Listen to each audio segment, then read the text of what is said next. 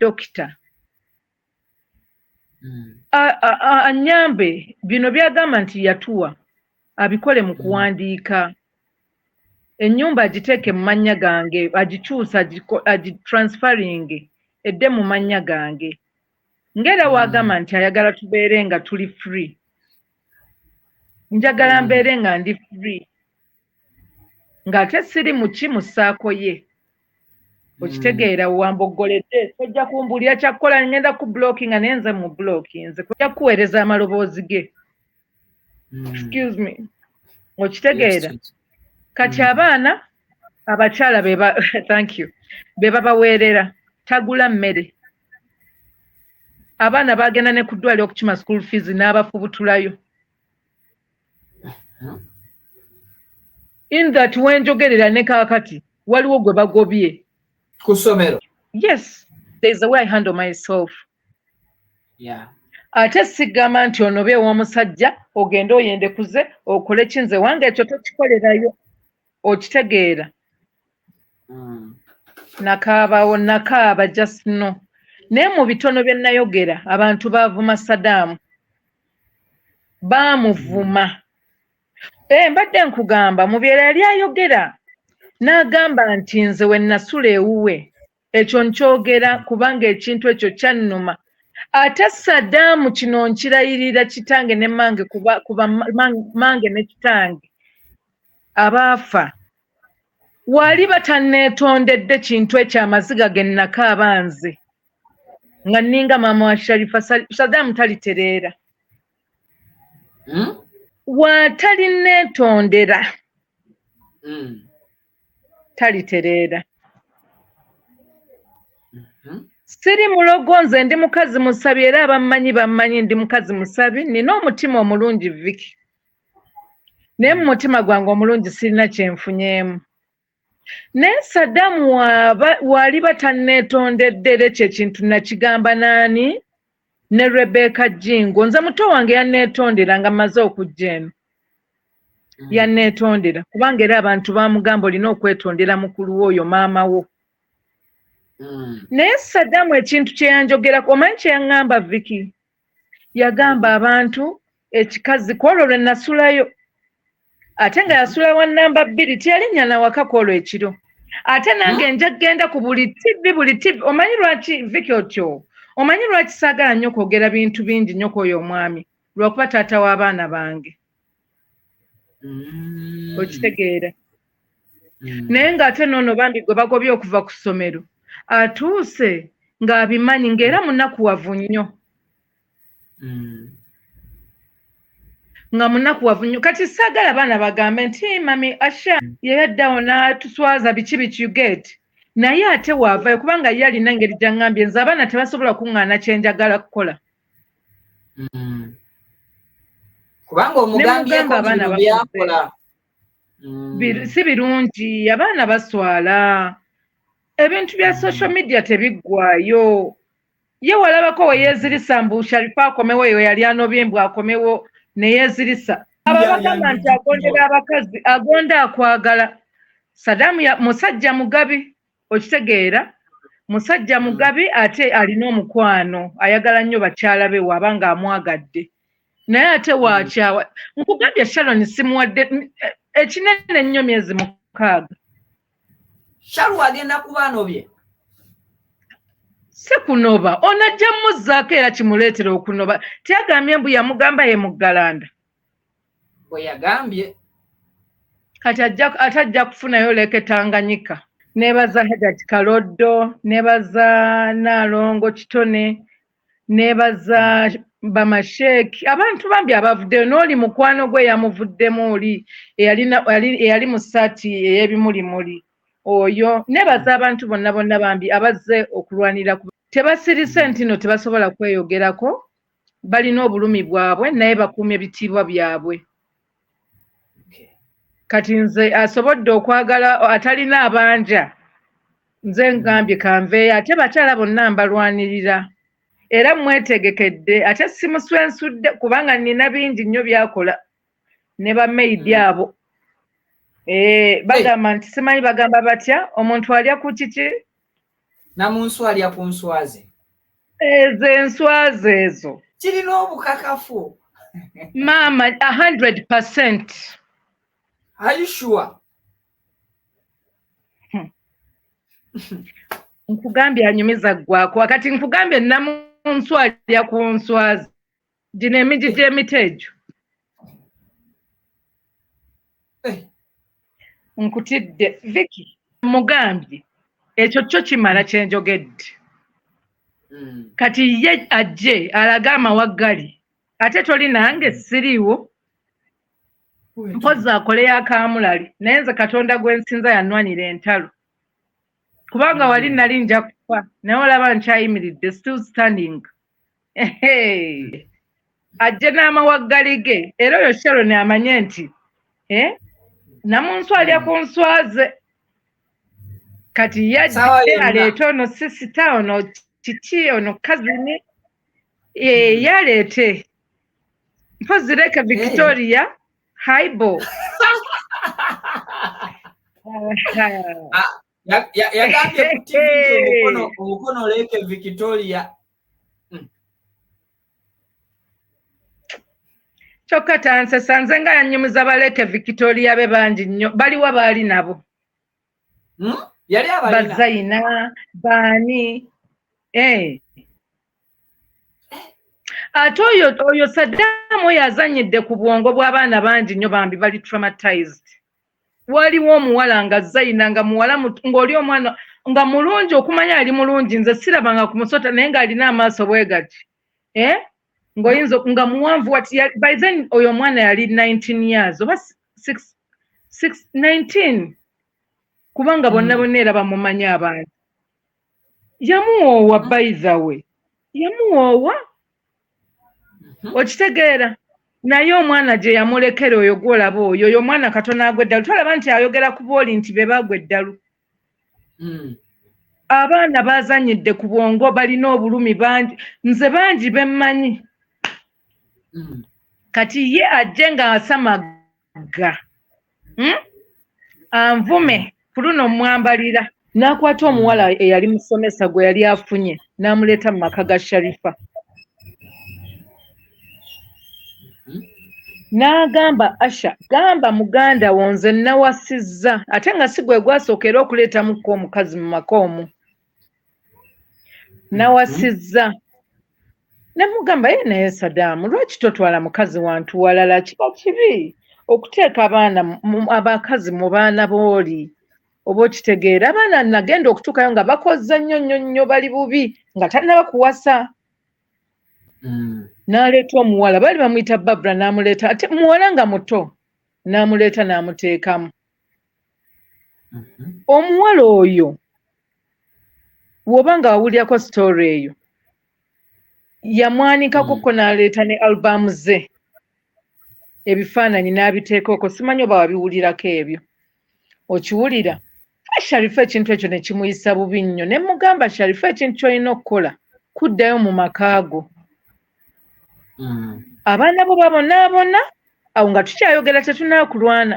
abaana bo babonaabona bakuminsinga baana bato baali bakyali baana bato ne mugamba ndizeeyo mu makaago nze baaba sisobola nze baaba biki ng'era w'omanyi abantu nga bakyalina obusungu bwabwe nga nze matizo ono nga ye amatizo okitegeera oyo Saddam ye muntu ayinza okwogera ku mukazi n'amukunkumula bw'ati era ebyo yabiteeka ku mpewo ababimanyi ababiwulira kati ate waddira ono n'abaanika bakazi be aboogerako we yamuddira mukyala we olwo amumatizza agonze kati ono n'amugoba awaka wano n'amutwala ekabowa ekabowa kikomera waliwo taata waabwe it's a family home bonna baba waamu buli omu emizigo mulimu era baaluganda era bayitawo mu kikomera kati ono omuwala Babra n'amutwala mu kikomera ndoza yamugamba mukazi wange akomawo biki naye ng'ate yagamba Babra nze nkuwadde amaka njagala obeere wano mbadde njogera ne Saddam mu buntu naye ate wamboggoledde koni gy'akoleddemu ate neesiikuula kibi kye yankola era Saddam nkulayirira munnange teeka kutanda nti ojje ku mpewo nvume oddemu nvume oli wanvuma nakaaba kino kukiri naye ku luno Saddam Rashid Lukwago sebbira ndio wali ozimbayo wali ku bijja byabwe ne bagobayo nja byogera Vicky si kutiisa keka mutanda nanvuma by the way Vicky anti kati engeri gwonzizaako eri emabega ate era nga njagala abantu bamanye kale omukyalo yazaanoba ekiriwo ekisooka abantu kye bagamba mbu abaana abaweerera mbu simanyi ayagala abaana b'omukazi abo wanaabavuma ebibizi we bajja okukkiriza kubanga ye avuma kigambo ekyo eky'embizzi kyekisooka mu kamwake n'ekirala Saddam byagamba nti abakazi be bamunyweseza drugs yatandika dde enjaga ate munaye enjaga egira n'ekula anywa enjaga ate kati olaba shisha oyo omanyi nti mu shisha bateekamu enjaga bangamba balina babiyita birungo ebirungo bye bateekamu ebirungo ebyo bye bateekamu vanilla simanyi bikinza I'm not a smoke I don't do any smoke kati alina poti ya shisha omusajja oyo alhaji owulidde katolu bwama yagamba wowuuna oba owulidde okitegeera Vicky kati alina poti yaki agirina waka eya shisha n'amufuuyirawo abaana webaliwo oba tebaliwo biki bwe bityo yonna gye musinzidde mu bitundu by'eggwanga Uganda ne bweru waalyo buli omu gy'oli gy'otulabira nkwanirizaako nnyo ku mukutu baguyita Vicky exclusive akuweereza si mulala nze Vicky vidiyo omuwombefu obw'ekitalo nkusaba esooka ogimpereka like esobole okutambula ku misinde gy'amaanyi information eno etuuke ku oyo ayagala okugiraba n'okugiwuliriza mukadde oba totwegattangako mu butongole nkusabye subscribinga ku mukutu ensonga zibeere nga zitambulira ddala bulungi bw'omala okusubscribinga okwate mukadde okajje mu kigambo personalize okateeke mu kigambo all wegambira turn on that notification bell ku simu ku computer oba ku tab yo ojja kuba still otuuliza bulungi nnyo nnyini ddala ku nsonga za Haji Dr. Rashid Lukwago kwe tukyalina olunaku olwaleero era nga nabagamba nti si kirungi kuwuliriza musango gwa kawala nga towuliriza gwa kalenzi ebiseera ebisinga tuwulirizaako nnyo sayidi emu ne tutawa chance sayidi ndala naye okutunnyonnyola then ne tulyoka tukola final decision nga tuwuliriza enjuyi zombi mu guno omulundi tulina sayidi ey'omukyala oba sayidi y'abakyala abasatu abagobeddwa era ne bagobwa mirembe nga omwami Dr. Haji Rashid Lukwago bw'annyonnyodde mu interview ze zonna zazze ng'akola tubadde nga tuwuliriza gwa kalenzi gwokka ke kaseera olwaleero tuwulirizeeko ekiva mu bakyala abagobeddwa ku interview olunaku olwaleero nina omukyala agenda okubeera nga atweyanjulira atubuulire nakiti kimwagwa ate then tusobole okuba nga tutandikirawo butereevu nkulamusizaako munnange mbulizaako ku batulaba abatulaba mwenna mbalamusizzaako abagoberezi ba Vicky exclusive yes amanya nze bampita Asha nsinzidde wano South Africa oli ku sayidi ki ndi ku sayidi y'abakyala ndi mukyala muganda wa mukyala namba 3 mukyala ki namba 3 nze mukulu we yesebo mumanyi bulungi nnyo Saddam Lukwago mumanyi mukumumanya ndowooza nga tanaanakuwasa na mukyala we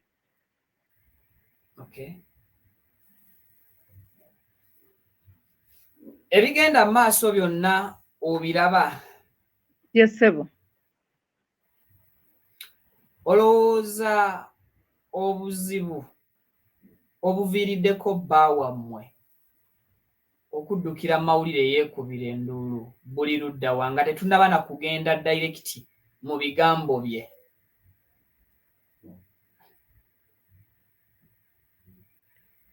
Yeekubira enduulu tolaba nti ye alina kyayisaawo, nduulu abadde ki? Yejjako kazito k'abadde atuddeko. Tewali kazito kaamu. Tewali kazito. Toyinza kuŋŋamba nti omuntu alina akazito emyaka gyonna gy'abadde ne bakyala be. Kuba nze sisitanga mulinamu abaana 4. Ate right now ndowooza bandibadde 6. Naye lwakuba omugogo gw'abalongo guno ogusembyeyo gwabuuka. Yafuna miscarriage era ndowooza okuva ku stress zaabwe. Kati ono omwana asembayo era omwana omu yabuuka. Kati yasigalawo omu. Kati amulinamu abaana 4.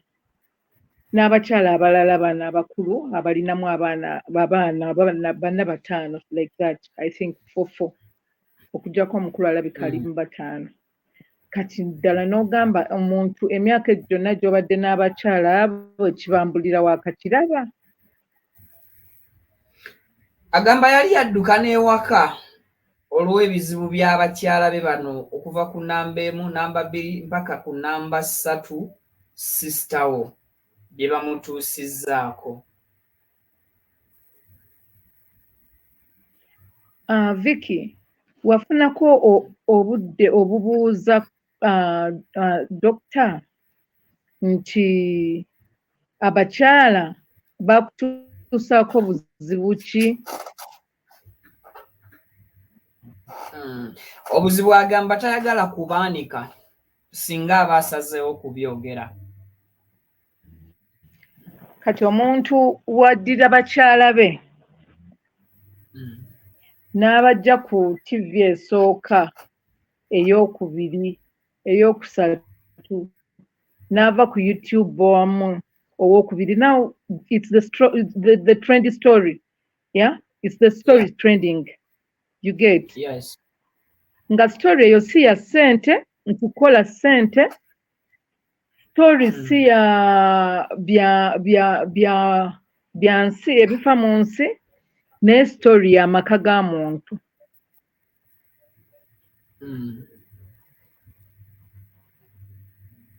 Which is really abnormal. Okitegeera.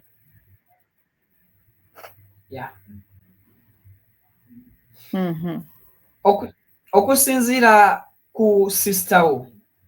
akugamba obuzibu ki bwavudde ludda wa bammwe atuuke n'okuva mu maka g'agamba ge yabalekedde agende asule mu hoteri emyezi 8 ate mpaka ku lunaku olwaleero yasaliddewo okufuna mwana muwala gwe yeeyitira 4 wheel esika emabega ne maaso n'amuwonya ennaku. Bambi Vicky, kwegamba tukyali mu bya nnaku, sooka olindeko 4 wheel eyo. Okitegeera? Sooka ogirindeko 4 wheel eyo, tosooka na ginyegako. Kyembadde nkugamba, Saddam oba Dr. Saddam n'alekawo amaka ge n'agenda mu hotel ng'agenda kusulayo yekka.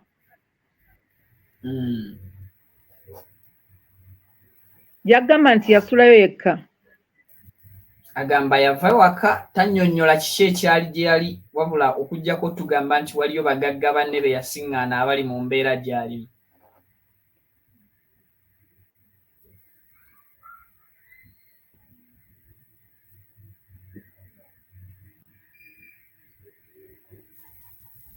Ekyo kyannyonnyola. Mugagga. Nti bagagga banne. Yes, yasangayo bagagga banne. Abagagga abo kwegamba kye baamulaga kujja kukwanika maka ge obuziina bwabwe ku media. I don't know. Kati mukwano nze neewunyeza n'okwewuunya ng'onkubidde okitegeera. Yes, mbadde mbiraba ebintu ebitambula mu maaso nga byennyamiza, okitegeera. Byennyamiza naye ndowooza omuntu ye aba alina kyayisaawo ekintu kye.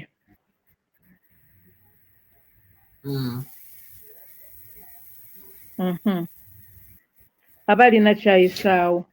kubanga toyinza kuŋŋamba nti omukyala nnamba emu wanti sisita wakugamba obuzibu buliwa? Tewali buzibu we buli kubanga nze kati mmwe abatamanyi Dr. Saddam mwe muyinza okulowooza nti oba yatabuse obwongo okitegeere oba nti alina ekizibu, naye tewali buzibu. Oyo ye Saddam original. Bwatyo bwabeera. Bwatyo wabeera.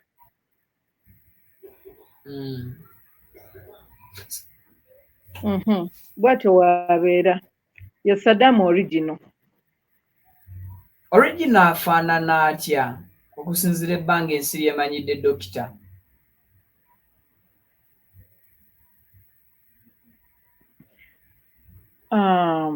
Nawulidde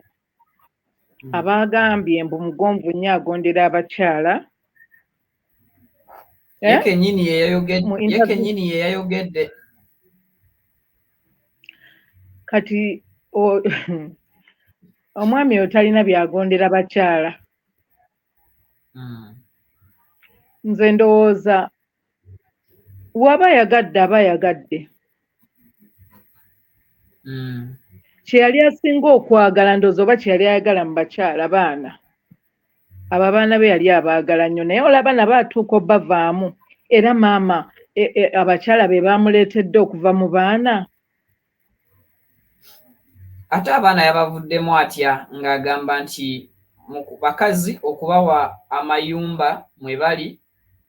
ng'omugabo gwabwe okuba nga lyabadde nabo yasazeewo ye ebyobugagga byasigazizza bibye n'abaana be. Kiba kitegeeza nti omusajja afa ku baana be era n'okubaweerera agamba afubye okulaba nga bonna abaweerera era abasinga n'atuwa example nti basawo abaana 3 balamba. Vicky. Yes. I really don't want to go in details mu family eyo. Naye era nze kino nkikola lwa muto wange naye ng'ate abakyala bonna bakwano bange. Kale bali baganda bange leka kye mbaŋŋamba. Okitegeera okuva nga ne muto wange tannabaggendayo nze nali mbamanyi. Owulira. Ekyo kyagamba nti abaana abaweerera. Saddam mumubuuze yakoma ddi okuweerera abaana. N'abo baagamba kati kuliko oyo w'amasannyalaze gwagamba ye ebyokusoma bambi byagaana buganyi kibeerawo. It's not his fault. You get. Era yakoma mu P7 n'agenda ku masannyalaze. Dokita ye dokita waali omwana we asookera ddala mu nnyini waali dokita oba okitegeera. Kati waliwo abaana eyakola journalism oyo ndowooza wa S4 which is right. Omwana alaba right path y'okukwatamu you get. Okitegeera. Waliwo omulala oba akola nursing yo oba yatuuka mu S4 oba babiri batuuka mu S4 I don't know bwe batyo. Naye kati bano abaana abalala abaddako kati kale nze kanjogerera abasisita wange. Oyo gwawaayiriza nti bali bamutunda. Ddala Vicky oyinza okutunda omwana oba n'ogabira omwana wo ng'ali mu P7 mbw'omugabidde bakadaama. Kale kaŋŋambe nti oli mukyala. Omwana oyo agenda kutula S6 this year. Ye mwana asisanga omukulu. Okitegeera. Naye kati bamaama b'abaana be babaweerera. Nedda dokita agamba yaweerera abaana. Mukwano olaba interview eno gy'onzijako buli kimu kyenjogera kigenda kuba kituufu ate nze sifaayo Saddam kuva eri kunvuma kubanga yampisaamu dda eggaali okitegeera Saddam tewali muntu gwatatya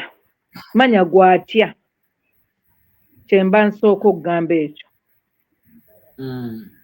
talina muntu gwatya nze nali manyi nti oba kale ayinza okutya ng'abakulu b'amadiini abo bwe batyo n'olaba nabo yabayisizzaamu ku luno okitegeera oba kyenkugamba yabayisizzaamu kati tewali gwatya Saddam ye muntu ayinza okuwogganira omukazi bonna abakyala baali bakola basatu ku ddwaliro okwo waagira n'atuuza waagira n'abazza omukisa gwe guli mu sisita wange ye bw'ati we yagambanga abakyala abo baakola nnyo ssente oba okitegeera baakola nnyo ssente eddwaliro eyo baalikolamu nnyo kyalina teyayagala mukyala n'omu kukola kwekolera kiki to be independent era kyetulaki olaba ajja kutandika okuteekawo ebibuuzo ono yanziba ono namukolera kino ono biki ebyo nedda teyagala mukyala n'omu naye abakyala nabo baazibuka amaaso baazibuka amaaso ne batandika okweyiza Namba emu n'atandika okukola okitegeera Namba bbiri oyo ye yamanyi sijja mwogerako nnyo kubanga ebye munnaayi ye ndowooza ye okubeera awaka Namba ssatu muganda wange era yasembyeyo ku ddwaliro okwo oyo ateekamu ne ssente ezize abalala sijja boogerera ateekamu n'ezize zeŋŋamba nti oba bamusasudde ewaffe balina ssente ze bamuwa buli mwezi kubanga alina famire gy'avaamu eteetegeerekeka sijja giyingiza mu bino okitegeera n'emmotoka gy'avuga kati waffe be baagimugulira omukyala oba dokita omukyala dokita nga bamugimugulira ku nsonga ki kansooke baba tebalina kyebamwebaza bayizawe baba tebalina kyebamwebaza kubanga bingi byabatuuka bayinza okumwebaza mu nsonga y'osumika obulungi ogwo bimanyi eyo sijja kugendayo kubanga simanyi engeri kigyasumikamu kati Vicky kansooke nkuzeeyo wadde tokimbuuzizza kino kubanga nze ebimu mpulira gundi interviews abantu ze badde bawa omwami oyo mwagamba nti nno mumanyi amamotoka gaagulira abakazi abakyala bwe bagamba nagulya Faruku yamugamba nti emmotoka naziraba z'obagulira ki abakyala abo basooka kuvuga korona musege oba omumanyi mumanyi bulungi ng'ate ka korona musege nga kakadde sisita wange oyo yasooka okuyiga okuvuga emmotoka Namba emu naddako kati omwami gy'agenda okusula emmotoka eyo babadde bazigabana omwami gy'agenda okusula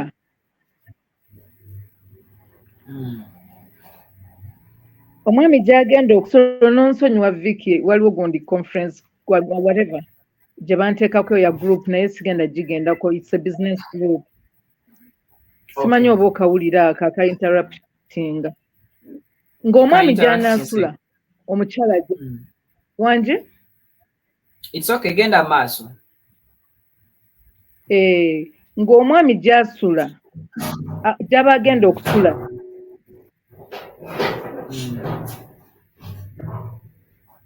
nga gy'aba agenda okusula yavuga banne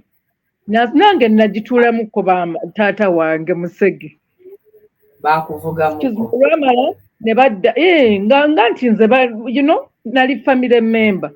ng'oba nakyadde nga ngenze wasisanga okukyala Naalongo ntuukira ku ddwaliro ne tugenda n'adropingayo banne omwami gy'anaasula yadropinga banne olwamala n'abaza mu progress naye ng'ate era twalaba nti nezo nti nno kiki naye era nga naye azivuga nga ziba mu mmotoka ze abawaamu kuvuga wanje abawaamu kuvuga weebalemu kati yeye enfuga omwami waffe gy'afuga. Njagala osooka otuzeeko ku nsonga ya bammwe dokita gye yagamba ey'omukyalo okutunda omwana we mu bantu b'e Dubai. Ensonga yo giclarifying bulungi. Sister wo atunda atya omwana w'omusajja? Nze nawulidde ekintu ekyo n'amaziga ne ganva mu maaso kubuulira amazima Vicky. Nze kwegamba wabeerawo nze manyi wabeerawo ekintu ekinyigiriza n'enkaaba. Just know omwana oyo already babiwulira kubanga bali ku internet you get. Ddala omwana yakiwulidde atya ekyo. Si kituufu. Tewali mukyala ne bano basaasa ffe twabayitanga basaasa abakola emirimu gyabwe abo. Si kiwa nti oba ayagala omwana we ayite mu kintu ng'ekyo nti asobola okutunda omwana we ku myaka 7 amanya mu P7 n'atunda omwana we mbu bakadaama. Ky'oba olina okumanya Vicky, muganda wange mukazi mukozi nnyo ekyo kye nnyinza okugamba. Ate ye muntu atuusa ku baana be wulira ye muntu atuusa ku baana be buli kimu kubanga dokita tagulira mwana lugoye. Naye alekezi lugula. Nze nkubuulidde tagulira baana lugoye. Nze mukyalo oyo Naalongo abadde mu bufumbu yagulira abaana be engoye. Simanyi bakyala balala naye nze yaŋŋamba nti dokita tagulira baana ngoye yagula engoye biki ye kasita aliisa awaka we yaliisangawo ng'akyaliisaawo n'aliisa awaka n'akola ki n'aweerera abaana batakyaweerera. Olwaliro takyaweerera baana? Abakyala be bali okuweerera abaana baabwe right now. Olwa bizinesi ze yabawa? Yazibawa batya? Agamba baseparatinga ebintu. Kusaba nti bintu ki? Kati olaba nze ekisooka sitya gundi ani Saddam kuvaayo kunvuma kubanga yanvuma ddera ekyo nja kuddamu nkirumirize. Eyo emboozi era nja gigamba. Nzijukirako saga gye mwali muko n'ogendako ne ku mpewo n'olemererwa okwogera. Aha. Yeeyo nno munnange omwami era omukyala yali anobye. Briefly tusooke tuyisiremuko ku bantu. Kiki ekyaliwo wakati awo? Then tukomewo wano. Wakati awo muto wange yanobanga. Nga buli wanoba anobera wange. Okitegeera ate nga sijja mugoba naye ng'agenda okunoba nze mba njogedde ne dokita. Kubanga nze dokita twali ba mukwano bwe ng'era mbuulira ekintu. Nina ebyama byonna bingi nnyo bye mmanyi. Nga tuli ba mukwano kubanga tannaba kuwasaani muganda wange. Ate era by the way nali saagala wase muganda wange kubanga by the way nze nali muweerera nga namusabira basalo awantu nga nze nnyongerezaako ennamasuba awo. Ng'ali mu S2 omwami oyo yamuggyako n'embuzi ye nali sisanyukidde bintu byabwe era nali mbigaanye n'aŋŋamba ye teyeddira butiko. Kati buli wenobanga nga ajje wange nga sijja mugoba oli mwana wa mamange mwana wa tatange olaba aba mamange bokka bembeera nabo bwentyo kitegeera. At this time round we are Noba muwala wange yali atandise okusomera ku ssomero lyabwe kuba namuteekayo nina muwala wange kati yawezezza 13 naye by then yali sister wange wanoba naŋŋamba baaba viddi y'abaana etuuse genda nga agenza okulaba ani Ana ompulira njagala nkukakase ne ku olwo ye mwennyini nnyini waliwo ne muwala wange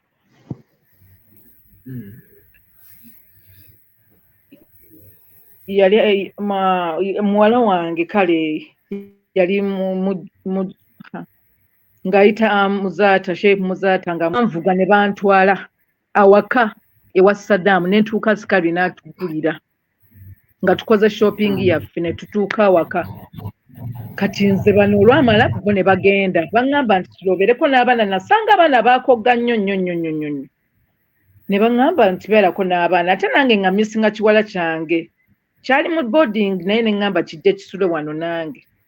kati awo weewaaviira obuzibu. Saddam enkeera we natuukayo ne nkola ki neviki awo tunaba tetulandaze oba kyetaagisa no like leka abantu bamanye leka abantu kuba kyaliwo era byaliko ko mawulire waliwo abataaliwo mu kiseera ekyo. Rebecca Jingo ye mujulizi wange kubanga nze nali mpulira amabaluwa nali siwulirangako kigambo baluwa nti nkiwulirize nga mpulira abantu bagamba balimba ndobe so biki nekolo kyali kunze. Omwami oyo yagenda ku radio nanyanika bw'ati naye ng'okunyanika okwo kuvuddewa ono kunobera wange era yasooka nandaga attitude nga ntuuse ku ssomero nkwe akyo eki ne mugamba nze kulaba baana mbadde njagala nsaba kusulako nabo nti ate oba mwana oba ate oyagaza ki wano ne mugamba nti nze kulaba baana si ggwe okitegeera. Nasula mu ddiiro n'abaana bange ne tusulawo n'omukozi kubanga nze ndi muntu atya kati naddala wantu nga simanyiddeewo teyajjawo waka era namala ne musiibula bulungi nze ne nzije ne waka n'abaana ne muwala wange. Omwami oyo Saddam we namala ndowooza oba yamanyaako nti nno ne Sharifa yali ajjiddeko bwe bandeese saamanya kati yawe ekiboozi kye yafuna enkeera najja weebale nnyo enkeera wajja yansanga nkyebase nga ndi awo mu ddiiro neebase ekisenge kimu ky'abaana mu nju mulimu ebisenge 4 mulimu 3 naye mwalimu abeebaseemu nze nensula wano kuba nali njagala kwebaka n'abaana najja yanzuukusa nga olwedde abaana bagenze ku ssomero ndiwo n'omukozi nanzuukusa naŋŋamba Asha yankanga kubanga twazanyazanyanga yambugula bu nenzuka namugamba kiraba onkanze naawe n'aseka ne tuseka awo n'atuula mu ntebe ne neetereeza bulungi ne tutandika okunyumya. Gye twanyumya sijja giddamu olwo ng'alina omuwala gwe yakwana yali musomesa ku ssomero lyabwe baali bamuyita Barbara.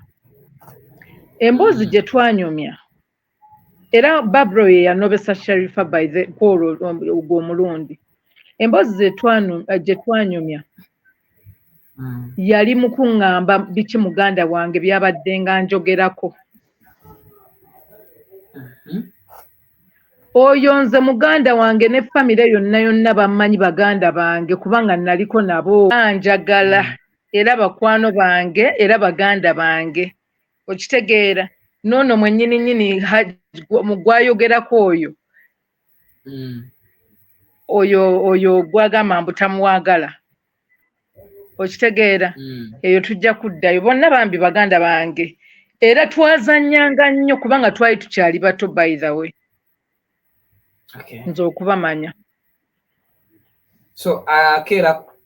kumakya kati emboozi gye yannyumiza yasiiga akasa muganda wange nti bye bintu byanjogerako kwegamba ate waliwo ebintu byayogera ng'olaba nti ku makyoko waliwo ebintu byayogera ng'olaba nti ate bikwatagana okitegeera naye ng'ate byali bibi nnyo kati ebyo siyinza nabbiddamu olw'ensonga nja kuba ate nkuba muganda wange kuba nze namusonyiwa yali yattabula twamala emyaka ena nga tetukolagana na sisita wange nga tetwogera yatutabula kati munnange yaŋŋamba ebintu bingi nnyo nnyo nnyo n'enzijula oba okitegeera bingi byali bingi jasino bingi kati mukujjula anti nkujjira byebyo bye nkugamba mu kujjula okwo ngenda okuddayo ewaka nga ne muganda wange saagala mutunulako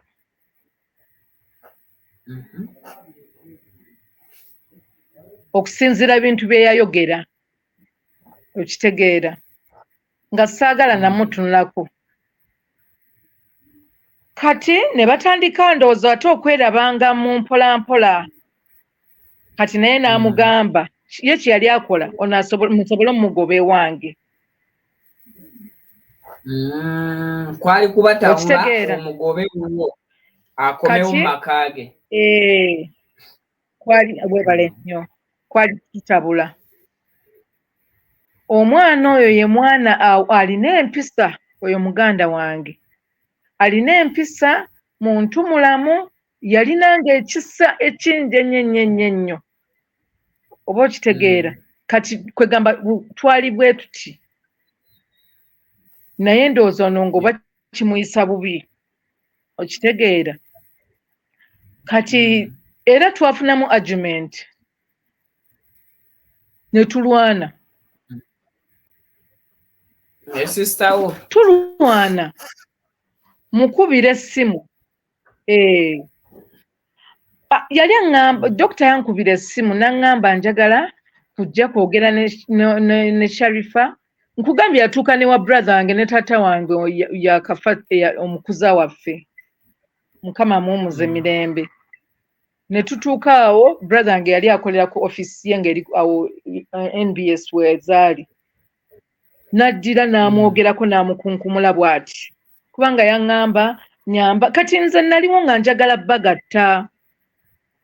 okitegeera nga nze it was my gund kyekyali okwagala kwange nga njagala bagatta naye ye ng'akulayirira nga watajja kumuddira n'aŋŋamba nti tugende ntwalaako mu bakadde njogere nabo brother wange oyo omukulu yasikira daddi wange kati ne taata waffe oyo omukuza waffe bwetwatuukayo tewali kyatabagamba kibi buli kibi nga ky'omanyi ng'akyogera ku mukazi we era abo bo bamuvaako kati ate olwamala ne baddiŋŋana nga omanyi abaagalana nze wange Sharifa yajjanga kuwummuza birowoozo kuba nze muntu asanyusa neegendera out obulamu bwange kwegamba bwo nze nava ku nsi because I had it all kati omwami oyo Sharifa we yali addayo otyo mu kugira n'akwata omukyala olwo amaze omugamba ebigambo n'akwata omuwala eyali musomesa gwe yali afunye n'amuleeta mu maka ga Sharifa n'agamba Asha gamba muganda wo nze nawasizza ate nga si gwe gwasookera okuleetamuko omukazi mu maka omwo nawasizza nemugamba ye naye Sadaamu lwaki totwala mukazi wantu walala kiba kibi okuteeka abakazi mu baana booli oba okitegeera abaana nagenda okutuukayo nga bakozza nnyo bali bubi nga tannaba kuwasa n'aleeta omuwala baali bamuyita Babra n'amuleeta ate muwala nga muto n'amuleeta n'amuteekamu omuwala oyo woba nga wawulyako sitoori eyo yamwanikakoko n'aleeta ne albamu ze ebifaananyi n'abiteekako simanyi oba wabiwulirako ebyo okiwulira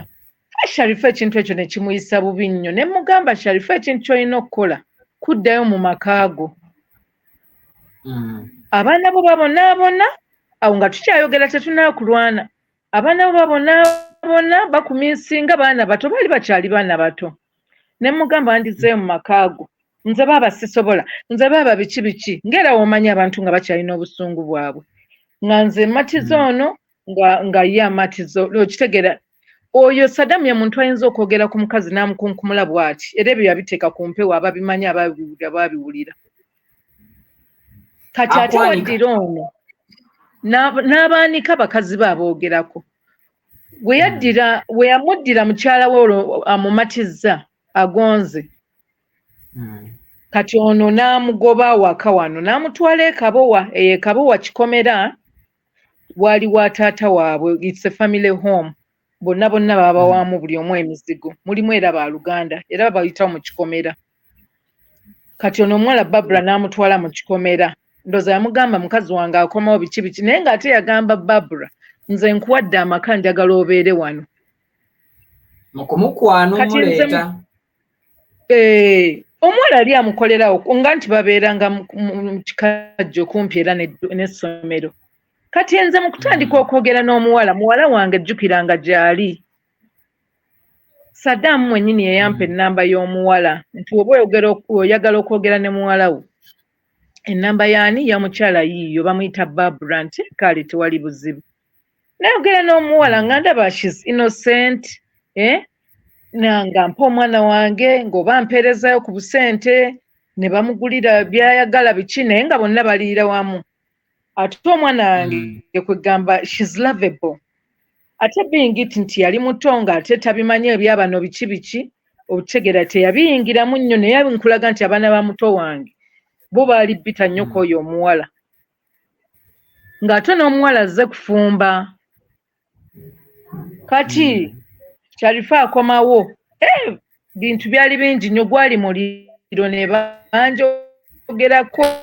byali bingi nga omanyi abaagalana katono nnyo kati ate olumala agoba omuwala omwami oyo Sadamu katono Sharifa yanobanga n'amalawo bbanga ki lyateranga okumalayo nga takuzeeyo wabbaawe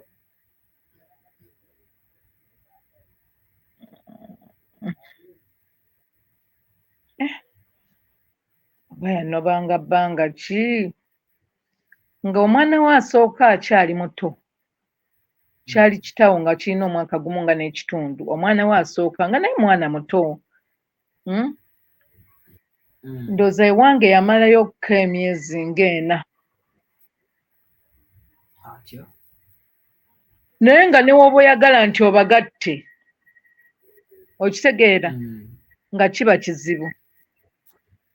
jjukira omuntu we baba bakyawaganira byali bingi Vicky byali bingi ate jjukira by then yali akyali mwana muto naye nga byali bingi naye kati wano ndooza ng'amalawo ng'oba myezi 2 ku 3 no by the way yanoberanga ddala ebbanga eddene myezi 2 3 ne kakati yali anobanga naye ku guno omulundi gyali oba myezi nga 3 bwe yaddayo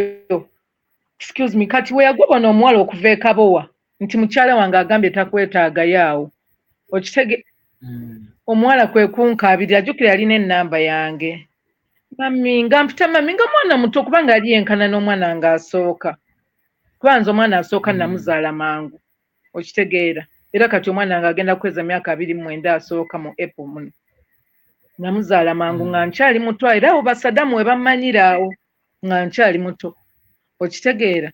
kati omukazi omuwala nankubira mami oli otya ng'akaaba ne mugamba gyendi Babula oli otya ng'okaaba mami Sadamu angobye biki ne mugamba ogenda kukola otya nangamba simanyi kye ngenda kukola naye mbadde nkusaba ku keesi ya Anna ngitwale keesi zino ez'essomero ntekemuko ebintu byange yansulidde ebintu mbu yankutte n'eddagala omanyi yalina akatego ke ne mugamba ng'olabye Babula naye tokaba n'asooka n'agendako ewaabwe kati namala n'akoma weewo naŋŋamba mami sisobola yeeno nsaba kujja kukyalirako kko ne mugamba jangu omanyi okuswala omuntu ate andabiriddeko omwana wange ne mutwalanga omwana wange kubanga era yali ampita mami kati we baamanya nti Barbara zeeke wange kubanga twagendako out okitegeera twagenda awo ku Autospa nali mbeera awo ku Salama Road ng'emunyonyaawo wennyini nnyini ne tugenda ku Autospa kati Saddam n'alaba ebifaananyi we yalaba ebifaananyi ate ebbuuba ne likola ki ne lirinnya kati awo ne basonda ekiboozi kyabwe n'asonda ekiboozi musajja muwayiriza mulungi kati omuwala ono nedda yagamba Rebecca Jingo kubanga ebintu bye yali yagenda bitwala mu ki ewa Seguya ng'akubira Rebecca Jingo essimu wamukubira essimu so nno Rebecca Jingo recordings omuwala omanye emize gyammwe ng'aweereza Saddam ki eddoboozi ly'omuwala simanyi kati we yamuweereza eddoboozi nga nti Barbara yaŋŋambye bino biki ng'amugamba naye lwaki tojja ne twogerako ne mwogera n'omuwala biki Saddam n'agamba nti Rebecca nkolera puroguramu awo ng'agenda ku puroguramu baamuweera ddala n'essaawa nnyingi instead of resolving his problems with his girlfriend yadda ku nze nga wentunda abakazi nga wenkola ki omukazi oyo mubi nnyo omukazi oyo yanjogerako ebigambo bingi nnyo byali bibi woba puroguramu eyo wagiwulira oba okitegeera byali bibi nnyo nnyo nnyo nnyo era abantu baavuma Saddam nze gwolaba n'atuuka n'okwogera ku mpewo nze kisitya kyogera ku mpewo kubanga yanjogera n'agamba era omukazi bamuyita bwe bati ne bati mukazi mukadde nnyo alina emyaka 6 nze Saddam ansinga obukulu lwakuba nti baasoma bakulu okitegeera baasoma bakulu yasoma mukulu kubanga nze neewunyiza we yagambye nti alina 5 nze ne gwenzirako nga tannaba nakuweza wadde 48 okitegeera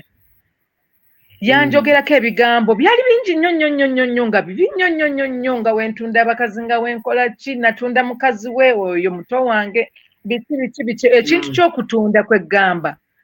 akirina mu kamwa ke olaba yagambye muto wange nti yatunda omwana kati awo abamanyi abagezi bokka abawulira puroguramu ya Rebecca Jingo ne Rebecca Jingo ekyakijulira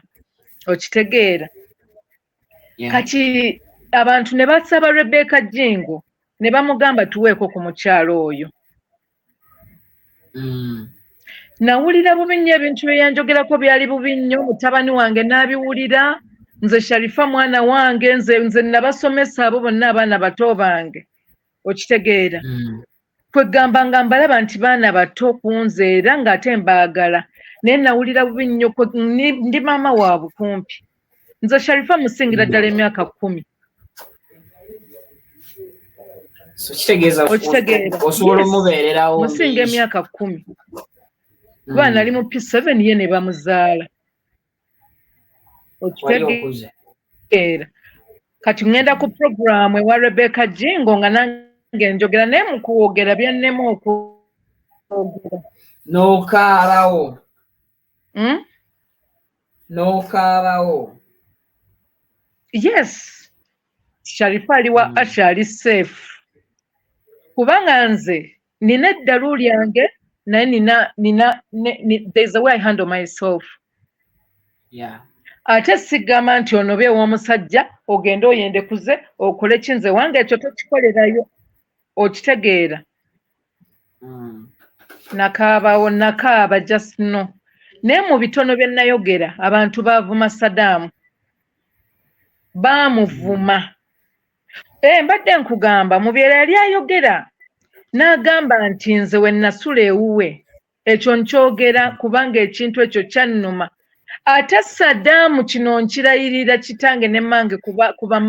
mange ne kitange abaafa wali batanneetondedde kintu ekyamaziga ge nnakaaba nze nga ninga mama wa Sharifa Saddam talitereera watali neetondera talitereera siri mulogo nze ndi mukazi musabi era bammanyi ndi mukazi musabi nina omutima omulungi Viki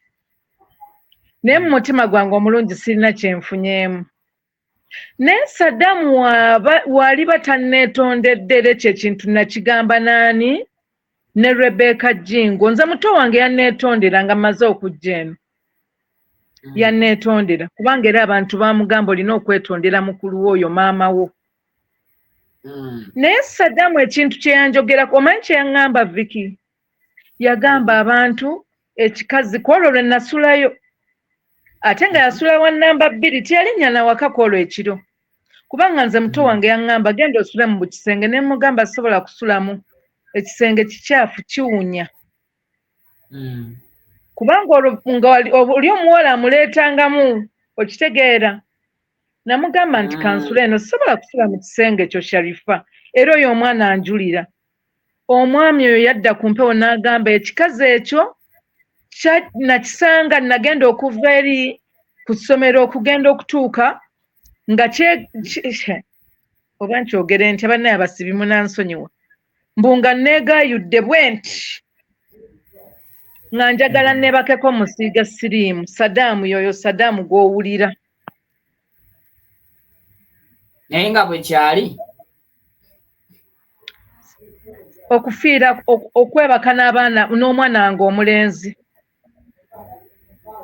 oba abaana bange okubanga basala ekkuba emmotoka neebatomera ate nga tekisoboka kubanga nze seegomba nga nako Saddam n'olunaku n'olumu ate nze mutwala bonna famire bonna Iddi okuva ku Iddi baani bonna mbatwala nga baganda bange Saara baani bonna famire yonna kwegamba sijja boogera bonna Abbasi baani bonna era bamanyi nti Asha muganda waffe waliwo oyo Jamiru Dr. Jamiru oba aliwa ye yantuumanga na Asha Kapale kubanga nze kuvadda nga nyambala empale okitegeera nga mputa Asha Kapale naye omwana yayogera ekigambo newe mpulira wano mpulira ebbugumu linkutte mpulira bubi nnyo nnyo naye ng'ayogera mutabani wange teyasobola kiŋŋamba yaŋŋamba mami dadi ng'akogeddeko ebintu ebikyamu nzijukira omwana oyo yamuweereza ne voice message ku ssimu yange n'amugamba dadi ekintu ky'okoze tekibadde kirungi mami tanobesangako mami Sharifa naye n'omwogerako ku mpewo ekintu bwe kityo ebintu byonna bye yayogera Viki nsobola obbigumira naye ekintu ekyo kyannuma nnyo ate era sirisonyiwa Saddam n'olwaleero njogeddeko naye nga tonnaba kuŋŋamba bino bya interview mbadde nina bye mubuuzaamuko amaloboozi njagga kuweereza okitegeera naye ate olumaze we mugambe ku kya muganda wange kyayagala amboggoledde buboggolezi kati neŋŋamba kaŋŋendeko tuddeyoko waliko kati n'emabega Dr. Lukwago olowooza okuvaayo mu mawulire n'agamba nti kati afunye forward esika emabega ne maaso egatta abakyala bano basatu omuli sisitawo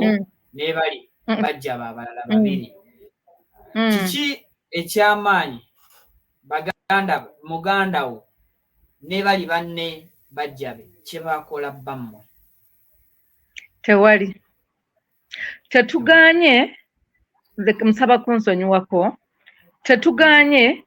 abantu mu maka gaabwe babeera n'ebizibu bingi bye tutamanyi nze sijja kugamba nti Saddam ali 100% wrong you get naye kyeŋŋamba nti tekisoboka ekyo kyaliko kubanga si yasoose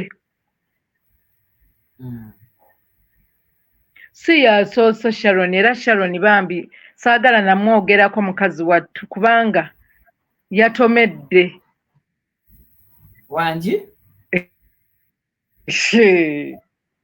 ekyo nkubuulira naye ate munnayo omuntu era nga Sharon we four-wheel kati gwe leka mbuuze bakazi ba Saddam bamanyi bulungi oba muganda wange omumanyi bulungi wafaanana?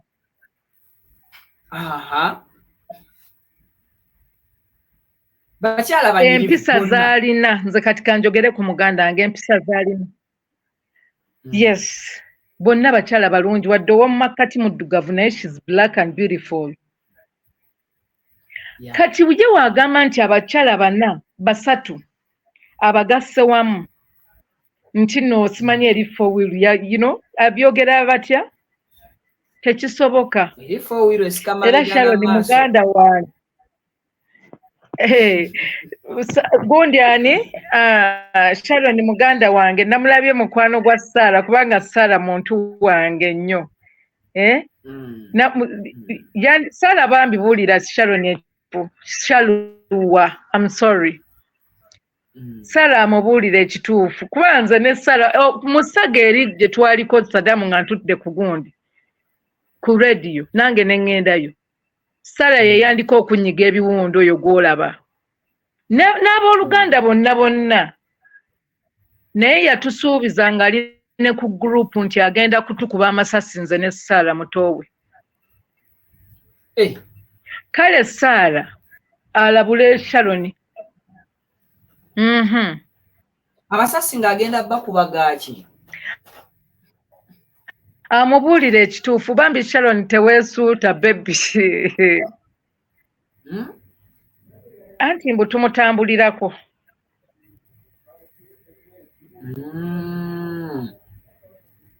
nti twali tumutambulirako ffe tulabanga twedigidira tuli mu byaffe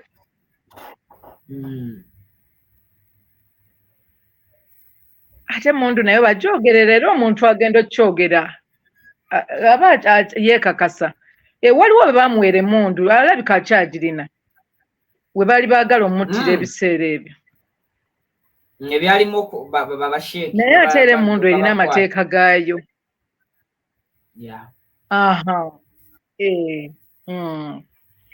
okiwulira kale baby Sharwa weesuuta empola four-wheel kubanga siggwa asoose n'eyabadde kaboowa baamugobyeyo gwe yakagira ki gwe yakawoowa baamugobyeyo ako ke kazigo ke eyo bagiyita bucha eyo bucha ye ey'ekaboowa abadde yabagattako ng'alina akki ey'okuna naye bannaye gwe anyumeza gwe akoowa Vicky nkubuulira yakawoowe mpozi tuli ku Zoom ne vidiyo nzirina ng'awoowa okakasa abadde yakawoowa namba yakawoowa weetandikidde Ramanzani weetandikidde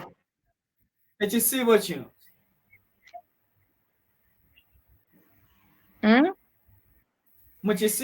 ekisiibo kino wekitandikidde bannaye bano abagundi nina Zoom meeting gye nina okubeerako naye bankubira essimu bambi baagala presence yange naye bansonyiwemu nja baddira batulindemu Ramanzani eno weetandikidde yawoowa omukazi era side yaabo omukazi bakimanyi bali mu mazzi andika okukuba essimu okitegeera n'atandika okukuba essimu bw'otyo omukyala gw'abadde yakawoowa ye aliwa onamba nnya kati ebeera aki yakuna abadde yamuteeka kaboowa ate si yasoseyo haki ya nga 16 leka naawe nga zonna ziwoowa okuwoowa ono ndooza yafunye omukisa awoowa obeereyo mu kisirise nga tabagambye anti kati ono yabadde alina omuwoowa olw'ensonga nga Vicky tonsesa kuba nina mbambi pneumonia wenseka nkolola kati saagala kuseka era four-wheel w'amaanyi olaba bamuleese mu kamera naye walabika waliwo akayitawo oba yatunze ente bambi kyatunze ente nekimuwa n'ateekamu kapito ate nga ge matuufu tewagawuliddeko agente nti omuwala yatunde kati kwe kumusunda omusuuta mu bufunza aba ali kulya bwenze nina bwino naye saagala nnyo kugira naye kansooke nkuddireyo katono nnyo bwe kati mbadde njogera ne Saddam mu buntu naye ate wamboggoledde foni gy'akoleddemu ate neesiikuula kibi kye yankola era Saddam nkulayirira munnange muganda wange kubanze era bwe ntwe mugambye ne mu audio kubanze muyita muganda wange mwannyinazo wadde mulamu wange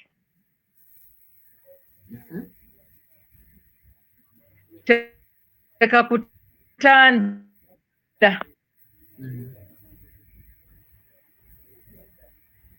teka kutanda nti ojje ku mpewo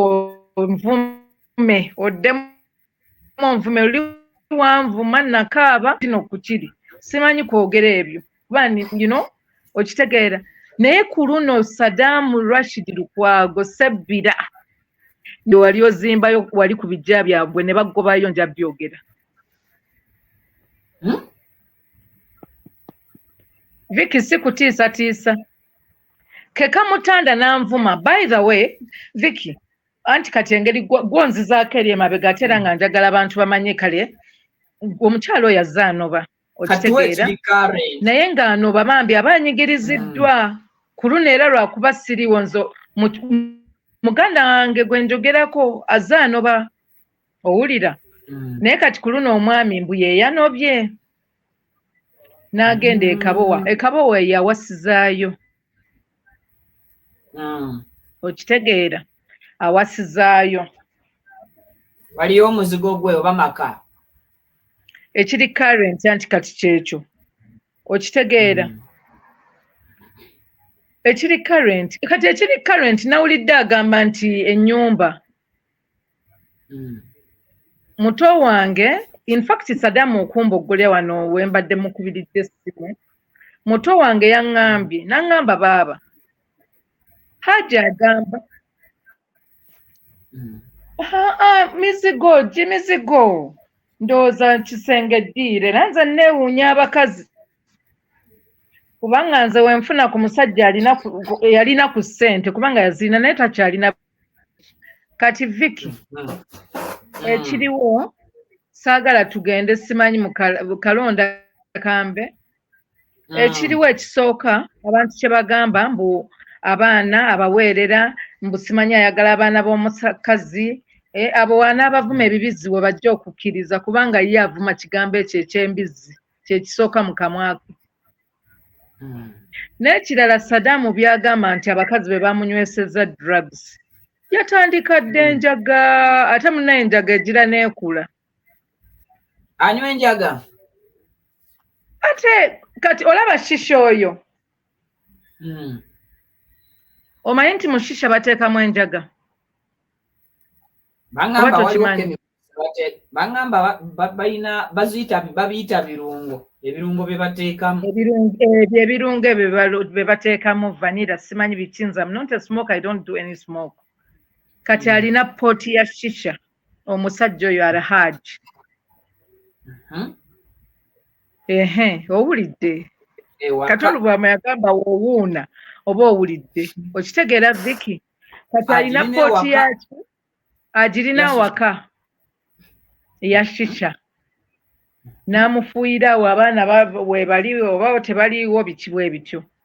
kati ekirala sistange yaŋŋambye nti njogere naye era kyembadde njogedde naye kwegamba nti kwe kunkambuwalira nti baaba nyamba dokita anyambe bino byagamba nti yatuwa abikole mu kuwandiika Enyumba agiteeke mu mannya gange agikyusa agitransferring edde mu mannya gange ng'era waagamba nti ayagala tubeere nga tuli free njagala mbeere nga ndi free ng'ate siri mu ssaako ye okitegeera wamboggoledde tojja kumbulira kyakkola ngenda ku blockinga naye nze mu blocki nze kubanga sirina kye mwetaaza nja kuweereza amaloboozi ge excuse me okitegeera kati abaana abakyala thank you be babaweerera tagula mmere abaana bagenda ne ku ddwaliro okukima school fees n'abafubutulayo in that wenjogerera ne kaakati waliwo gwe bagobye ku ssomero owa muganda wange yes ne bakola essomero eryo lyakola lyagirambu yalipangisaamu bantu awo muganda wange n'atwalayo batwalayo ko abaana n'abagamba abasomesa nti mugobe omwana oyo okitegeera mu ssomero ery'obwerere mugamba asasule owa muganda wange naye nga n'aba abalala oba waliwo aliyo owa namba 2 okitegeera ddala oyo taata ki Sadaamu ave mu mawulire enyumba zagamba nti yabawa abaweerako ebiwandiiko ebizoogerako era bya bugagga ki ebirala byabawa byatemaatema then ye n'asigaza tewali bya bugagga bye yabawa Sadaamu talina bya bugagga bye byabagamba amayumba g'abaana amayumba gali mu mannya ge ate ebyapa byabali abakazi abalala yabirina oba ndagaano oba byapa ekya muganda nge yakirina naye kiri mu mannya gaani ga mwami oyo kyekyo ate ab'ekika n'abafamire ye si basanyufu naye lwakuba tebasobola kujja kukola ki wanje obuzibu buliwa kuba ekyo nakyo yakyogeddeko nti ye ne famire ye mulimu abantu abamu batakyakolagana nnyo nabo kati n'abato abamusinga abamuddako bonna bamuwanvuwako bakoze balina mukazi waabwe omu basobola omukontaininga okitegeera bizinensi zaabwe zibuuminze n'ekisaala kino ekibujja ekito bizinensi ya buuminga kyanakito ekyo nakyo kyolaba bano bonna abaddako omugigi guno omutoba yakubu baani bonna bagagga okusinga Sadaamu yagwa kati ate ono gw'atayagala ono nawulira n'okuwulira nti yakola ekiduuka awo nga emmengo awo bayitawo mmengo ku lubiri ekiduuka kya pikipiki oyo gwe yagambye nti yamukubira jjambo okitegeera oyo gw'atayagala oyo naye omusajja oyo abamumanyi bamumanyi senga yali mubi senga bano bonna tebayiga ddagala eryo kubanga gwe baalekako ne renti gwagamba gwe baabagobangako ku William kubanga nze nagendangawo ku William nga sinaba kufumbirwa newe nafumbirwa ng'omwami wange wabazze mu saluuni zaawo wenkolera enviiri wali nga taata waabwe walina gundi kiliniki okitegeera tebaabasibirawo korenti era oyo Sadaamu yali asomera Naggalama wali naye nga omwami oyo yabaweereranga bonna oyo yagaana bugaanyi kusoma lwa ttama lya ssente kati banne baawalana bano nze ndowooza bintu bya ssente kati alaba bonna bamuyiseeko okitegeera naye ye yeetereza akole omukazi omukyala wabeera n'emikisa oyo gundi oyo Shalwa ssente zijja kuddamu let him focus okukola si kwabya bakazi ate nga tabyabye yeyeeyabya okitegeera Biki nina ensonga endala yagamba yakolera sister wange restaurant yagisasula ssente mmeka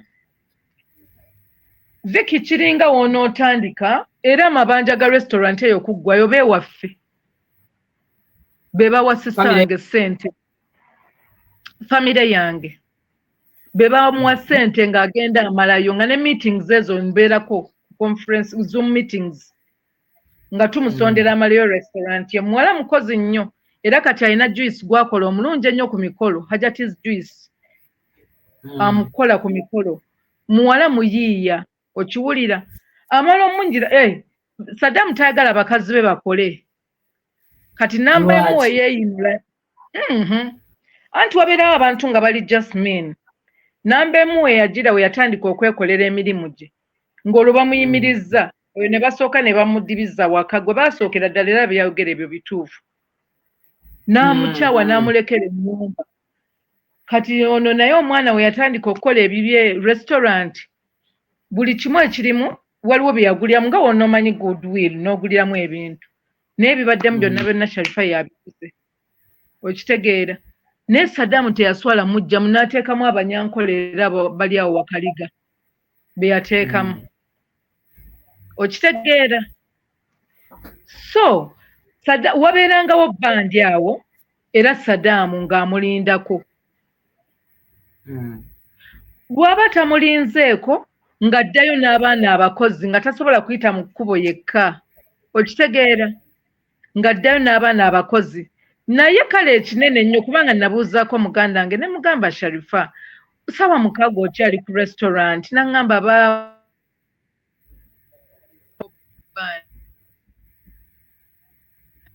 nte kati mpongo biki ebyo byonna byonna katono nnyo n'agamba atya kanetiwaka kabadde kakutemu n'aŋŋamba ssaawa zino ezo ez'ekiro mwe tukoleramu ssente kubanga awali restaurant awo wakaligera kumpi ne ofiisi ye wennyini nnyini ekizimbe kyawula bwe kiti just boundaries awo we yakolera ki ne mugamba nti essaawa 6 ng'obudde buba buyise nnyo n'aŋŋamba nedda baaba olumu Dr. Ninda ate essaawa zino ze tukoleramu ssente era obudde we buyita ssaawa zino 6 nga ŋŋenda n'abaana abakozi nga nsula nabo awaka naye maama Vicky ne wobanga okooya otya manya ng'oli mwenzi otya essaawa ezo ate oyinza okugamba nti ate ogenda oyende ku ssebe byagamba mbu yayingiranga 12:8 mmeka era yazimuggyako omukyala wano waliwo story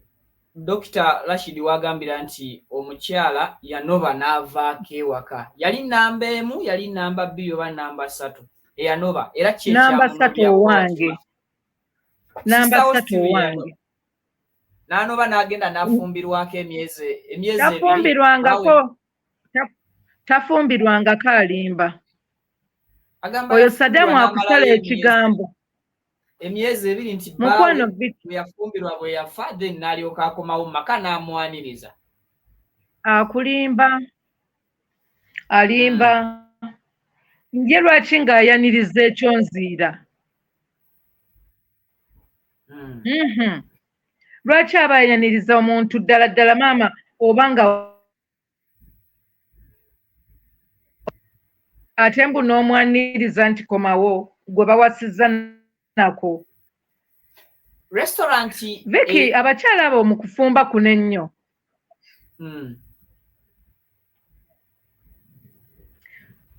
I think maybe they were under his spell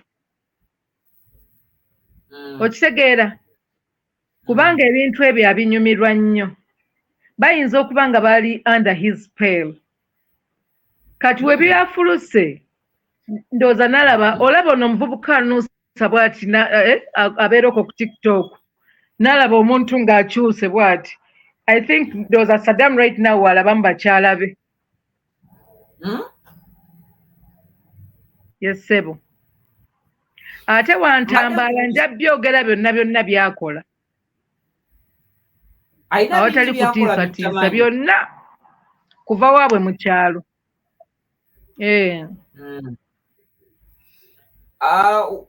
mbadde nkubuuza restaurant ogambye nti famire yammwe si kunkola nze byange yeyakwatako restaurant ne mugisasula ne mugimalayo ate dokita agamba restaurant ye yagikola kati mu bumpimpi obukadde 7 ye yasasulako obukadde 2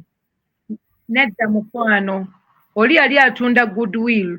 oba zaali miliyoni 7 kubanga sistange yali ayagala na jingu zaako emabegaawo ne mugamba nina byenkyakwasagana sisobola kugwa mu ekyo kintu yagigula obukadde 7 n'amuwako obukadde obwo bubiri kati zino ebbanja eddala omwana oyo yazisasudde era akasajja akaali amusole okwogera bwenti nga omusajja eyali yaguza ng'ajjanga naggala nawo ng'abanja okitegeera naye omwami oyo teyaswala n'addira omwana n'amugoba mu restaurant nze Sharifa mwana gyendi n'amugoba mu restaurant n'ateekamu abakazi aba 2 baali baganzi baabwe awo bakaligambo banyankole bwe bati naye simanyi oba ekyakola n'okukola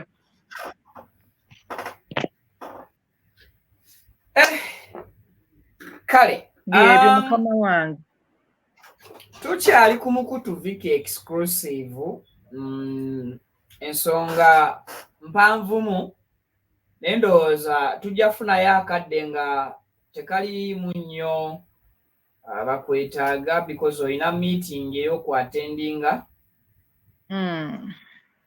osooka oja attendinge then n'abantu tusooke tubaweeko bino ate obuliawo tujja kuddamu tufune emboozi endala oluvannyuma lwa reaction y'ebinaabaawo nga bino biwedde era eyo yo ngirinze olinze lutalo ngirinze ate ku luno ndwetegekedde newe mba ndi eno wala ate wano si wala 4 hours mba ntuuse luno ndwetegekedde luli nakaaba nnyo naye kati sijja kukaaba era mwetegekedde ate simuswensudde kubanga nina bingi nnyo byakola ne bamaidi abo bagamba nti simanyi bagamba batya omuntu alya ku kiki namunsu alya ku nswaze ezo enswaze ezo kati nina ebiboozi ebyo gwe nkwata bulungi sajja kumala budde nina zoom meeting endala wangi Viki nzijaako olugambo mazima kize kitya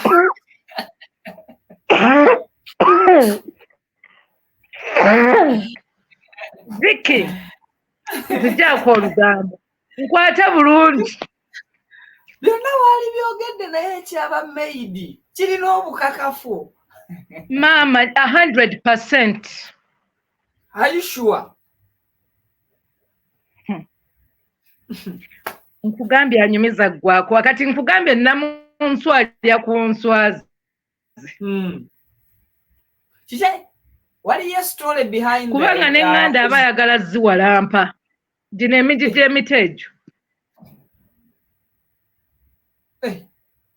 nkutidde Viki kati anti nze mugambye ekyo kyo kimala kyenjogedde kati ye ajje alaga amawaggali ate toli nange siriiwo mpozi akole yakamulali naye nze Katonda gwensinza yanwanira entalo kubanga wali nali nja kufa naye olaba nkyayimiridde still standing akole yakamulali ngeno obwedde tulemesezza okugira okuinterviewinga okukola interview yaffe okitegeera kati yajje ajje n'amawaggali ge era oyo Sharon amanye nti namunsu alya ku nswaze kati yajje aleete ono sisita ono kiki ono kazini yaleete mpozi leka Victoria haibo yagambye ku TV omukono leke Victoria kyokka tansesa nze nga yanyumiza baleke Victoria be bangi nnyo baliwa baali nabo yali abalina bazayina baani ate oyo Saddam oyo azanyidde ku bwongo bw'abaana bangi nnyo bambi bali traumatized waliwo omuwala nga zayina nga muwala ng'oli omwana nga mulungi okumanya ali mulungi nze sirabanga ku musota naye ng'alina amaaso bwe gati ng'oyinza nga muwanvu wati by then oyo omwana yali 19 years oba 19 kubanga bonna bonna era bamumanyi abantu yamuwoowa by the way yamuwoowa okitegeera naye omwana gye yamulekera oyo gwolaba oyo omwana katono agwa eddalu tolaba nti ayogera ku booli nti be bagwa eddalu abaana bazanyidde ku bwongo balina obulumi bangi nze bangi bemmanyi kati ye ajje ng'asamaga anvume ku luno mwambalira ate nange nja genda ku buli TV omanyi lwaki Vicky otyo omanyi lwaki saagala nnyo kwogera bintu bingi nnyo kwoyo omwami lwakuba taata w'abaana bange okitegeera naye ng'ate noono bambi gwe bagobye okuva ku ssomero atuuse ng'abimanyi ng'era munakuwavu nnyo nga munakuwavu nnyo kati saagala abaana bagambe nti mami Asha kubanga bampita mami Asha yeyaddawo n'atuswaza biki you get naye ate waavayo kubanga ye alina engeri gy'aŋŋambye nze abaana tebasobola kuŋŋaana kye njagala kukola kubanga omugambyeko abaana byakola si birungi abaana baswala ebintu bya social media tebiggwayo ye walabako we yeezirisa mbu Sharifa akomewo eyo yali anobye mbu akomewo ne yeezirisa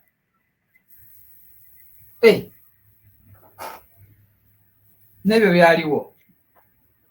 naye Vicky naawe oli gamba Seguya akuwa olugambo pulezidenti wammwe ebintu ebyali ku bukedde byali mu mawulire nga bajja abakazi bakaaba naye ng'akaaba olume bagala kunzita Sharifa akomewo biki oyo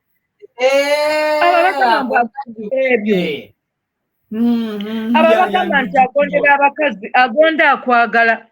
Sadamu musajja mugabi okitegeera musajja mugabi ate alina omukwano ayagala nnyo bakyala be waba ng'amwagadde naye ate wakyawa nkugambye Sharon simuwadde ekinene nnyo myezi 6 Sharon agenda ku baano bye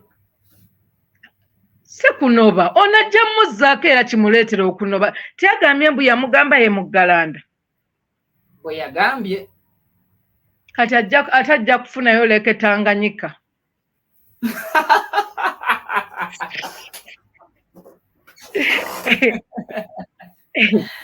nkubuulira Victoria kati agenda kufuna ocean by the way eno tuzirina nnyingi nnyo oba kale oba anaafunere waliwo gye bayita Nyali beach eyo eri Mombasa kubanga Mombasa is just an ocean okitegeera ajja kuwulira Vicky beera bulungi mukwano kubanga oŋŋambye essaawa zaffe zaaweddeyo essaawa zo ziweddeyo bisigadde bajja bisanga mu kitundu ekiddako kale tweyanza nnyo tweyanzeege akaddeko sooka ogenda oatendinga emiitingi kuba nayo nkulu ya bizinensi then nange nteekereteekere abantu bye balina okuwulira mu matu gaabwe webale nnyo akaddeko munnange kale naye ekisooka nebaza abantu bonna abavuddeyo ne batulwanirirako